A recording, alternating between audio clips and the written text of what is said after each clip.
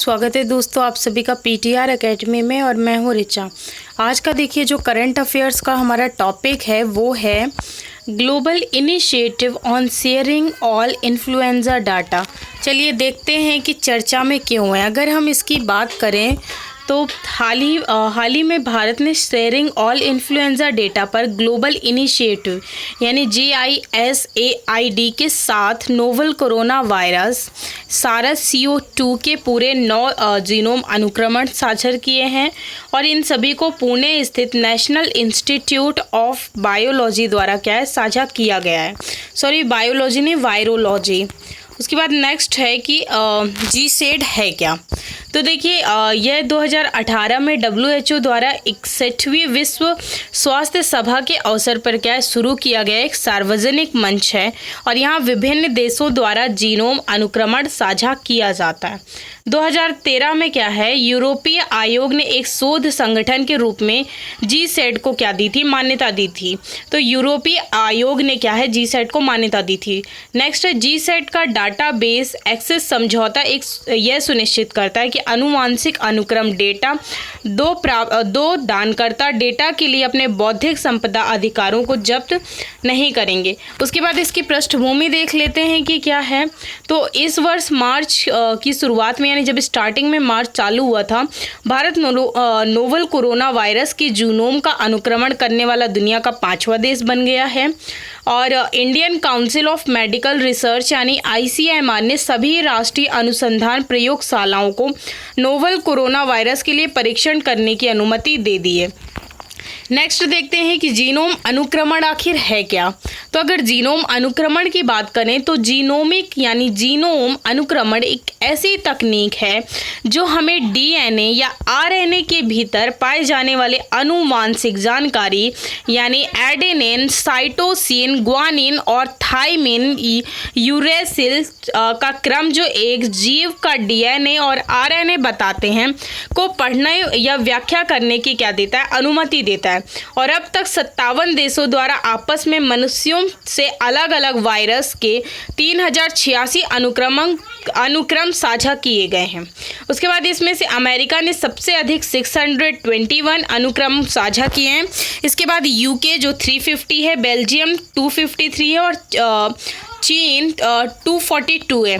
उसके बाद देखते हैं कोविड-19 के जीनोमिक अनुक्रम को समझना क्यों महत्वपूर्ण है। तो यह SARS यानी CoV-2 जीनोम के रूप में औपचारिक रूप से जाना जाता है। कोरोना वायरस के पास लगभग 30,000 आधार जोड़े यानी बेस पेयर होते हैं। इन 30,000 आधार जोड़े प्रत्येक 4 में से एक रासायनिक संयोजन एक लंबी स्ट्रिंग बनाते हैं जिसे न्यूक्लियोटाइड कहा जाता है। और यह लंबी स्ट्रिंग अपने न्यूक्लियोटाइड्स के अद्वितीय संयोजन के साथ वायरस की विशिष्ट रूप से पहचान करता है। यह जिसे जीनोमिक अनुक्रम कहा जाता है। यह पाया गया है कि SARS-CoV-2 एक स्पाइक प्रोटीन को 2019 nCoV के रूप में भी जाना जाता है। यह वायरस को मानव कोशिकाओं में प्रवेश करने और संक्रमित करने में सक्षम बनाता है। नेक्स्ट जो देख लेते हैं, अनुक्रमण क्यों आवश्यक है आखिर। तो यह विश्व स्तर पर वायरस के संचरण मार्ग को ट्रैक करने में मदद करता है। यह निर्धारित कर सकता है कि वायरस कितनी तेज़ी से फैल रहा है और यह उपचारों के मुख्य लक्ष्यों की पहचान करता है। और यह सह संक्रमण की भूमिका को समझने के लिए भी आवश्यक है। चलिए आज के क्वेश्चन को देख लेते हैं। तो निम्नलिखित कथनों पर क्या करना है, विचार करना है। तो global initiative on sharing all influenza data अनुक्रम विश्व स्तर पर वायरस के संरक्षण मार्ग को ट्रैक करने में मदद करता है।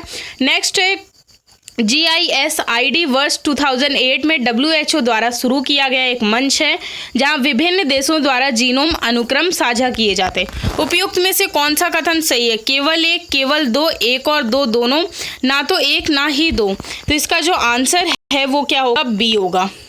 B में क्या है, एक और दो, दोनों। तो इसकी व्याख्या देख लेते हैं कि आखिर क्या है। हाल ही में भारत ने शेयरिंग ऑफ इन्फ्लुएंजा डाटा पर ग्लोबल इनिशिएटिव के साथ नोबल कोरोना वायरस के पूरे 9 जीनोम अनुक्रम साझा किए हैं और यह अनुक्रम साझा करने वाला भारत शुरुआती 5 देशों में से एक है। और GISID वर्ष 2008 WHO द्वारा शुरू किया गया एक मंच है जहां विभिन्न देशों द्वारा जीनोम अनुक्रम साझा किए जाते हैं। तो ये हमारा आज का टॉपिक था। नेक्स्ट वीडियो में नेक्स्ट टॉपिक के साथ मिलेंगे। तब तक के लिए थैंक्स। आप लोग अपना ख्याल रखिए और स्टे होम जो सेफ होम अभियान चलाया जा रहा है उसमें सभी लोग भागीदार बनिए और प्लीज़ घर में रहकर ही आप लोग पढ़ाई करिए। चलिए, थैंक्स।